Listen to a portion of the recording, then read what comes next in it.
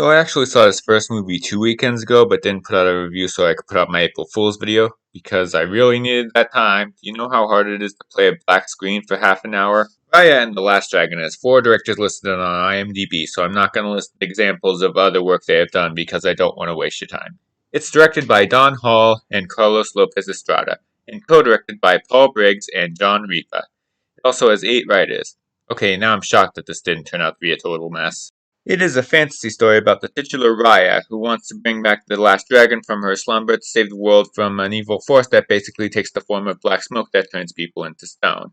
And the result is an above-average Disney adventure. It has great visuals and animation, and the action sequences are pretty well done. It has heart and a sense of humor, mostly delivered by the last dragon played by Awkwafina.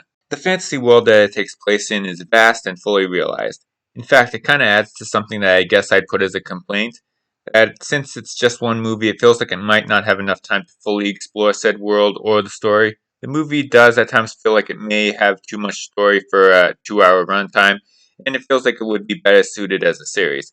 Parts of it feel sort of rushed, but not enough to really have too much effect on my rating. This is another success from Disney Animation. It is a fun, fantasy adventure that will enchant kids and adults alike. And yes, that's really all I can think of to say about this movie. Friends through eternity, loyalty, honesty will stay together through thick or thin.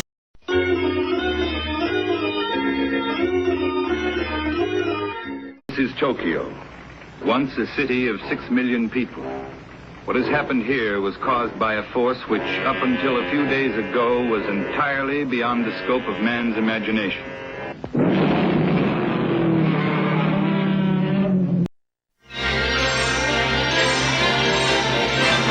Paramount is pleased to bring you our feature presentation.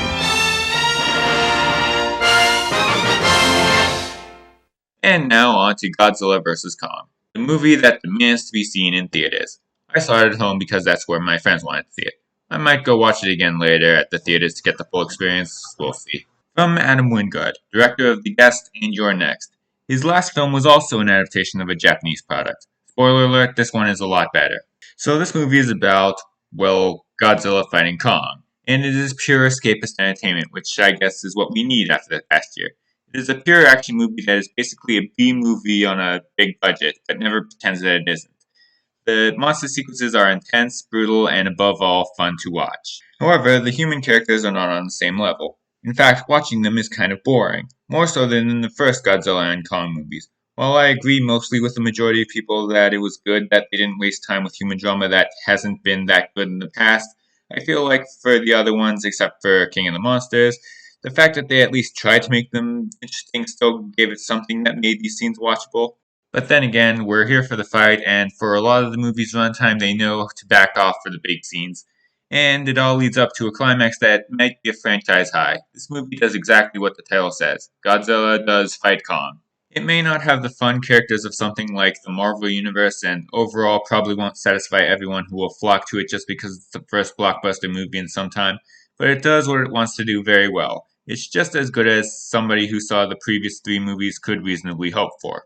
I'd say it's not as good as the first couple movies in the MonsterVerse, but still better than Godzilla King of the Monsters. In my review of that, I said this. I was thinking of giving this movie 3 stars, but I bumped it up to 3.5 because the monster scenes are worth the extra half star. Yeah, I was right the first time. It was a 3-star movie through and through. Granted, I haven't seen it since, but it probably is. This one deserves 3.5 though.